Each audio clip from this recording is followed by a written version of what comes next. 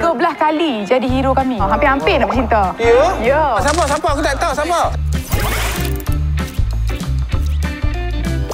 Aku ada tengoklah satu heroin ni. Woi, dia dengan hero waktu tu melekat.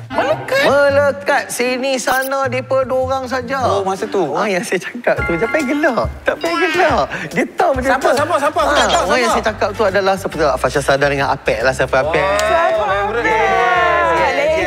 Legend. 13 kali jadi hero kami. Hampir-hampir nak bercinta. Ya? Ya. Betul. Tapi kan kami nak cerita, nak gosip ni. Apa cerita Fasha? Apa lagi? Masa kami first jumpa dia tu, kami nak syuting filem. Tapi orang semua macam pelari kat dia, pelakon-pelakon lain semua macam, oh, apa. Macam I macam relax.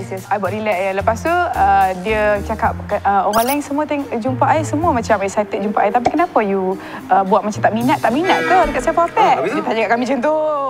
Taklah, minat lah bang. Tapi simpan hati lah minat tu, sebab lagi pun kita kan nak shoot 44 hari. So banyak hari lagi kita boleh bersembang. Dia kata, Mak awak memang bijak. Dalam 13 kali bekerja, Fasha rasa paling best lah dengan Semua best. Salah satu filem? Semua best. Tapi yang paling bukan mudah untuk buat adalah Cicak Man. Cerita tu best lah. So sekarang kita buat apa tau? Kita jom Usha tengok. Cicak Man.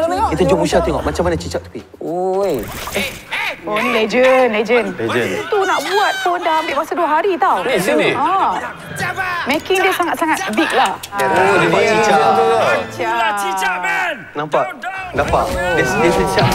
Dia beritahu secara terbalik. Akulah Cicak Man. Betul? Kena Usha ni lagi sekali cerita.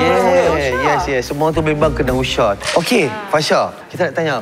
Favorite heroin Fasha? Dekat Malaysia ni kat ramai. Malaysia. Takkan kat Uganda, kat Malaysia? Ramai sangat yang bagus. Yang generasi yang zaman-zaman batch kita lah. Fazura. Oh. Cerita yang kami ingat lah. Yang kami suka Usha. Kami Hysteria.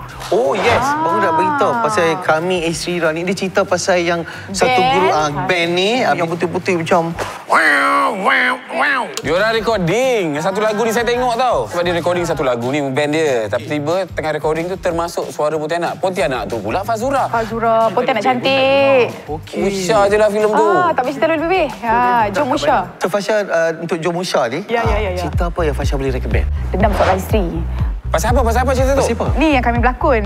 80 episod Kami berlakon 8 bulan. Cerita tu best gila. Cerita tu mengisahkan tentang dendam seorang isteri di mana ada isu pengkhianatan kat situ. Dan cerita tu juga kami berlakon 2 karakter. 2 payment lah. Payment berdua. Alhamdulillah. Setokohnya cerita yang kami suka. Looking forward nak tengok banyak-banyak kali. Gold and Gincu. Kira tengok sekali tak cukup. Kenapa? Nak tengok 2-3 kali lagi. Sebab cerita tu sangat-sangat best dan menghiburkan. Fazura berlakon memang power lah. Plus acting dia kan. Lagi satu yang paling cik suka, filem pertama yang kami pergi tengok dengan mantan kami. Tajuk Ombak Rindu. Cerita tu best gila. Itu tu meletup. Semua orang nak jadi Aaron Aziz masa tu. Itu first kan filem yang meletup. Cerita cinta. Love story yang meletup. So tu benda tu kenangan lah. So nostalgia. Tengok sekali tak cukup, nak tengok 3 kali. Okey, semua cerita yang kami suggest tadi, you guys boleh Usha eksklusif di Astro. Betul. Tapi make sure kalau nak tengok apa pun, make sure layan Ori, jangan curi. Tunggu apa lagi? Jom Usha!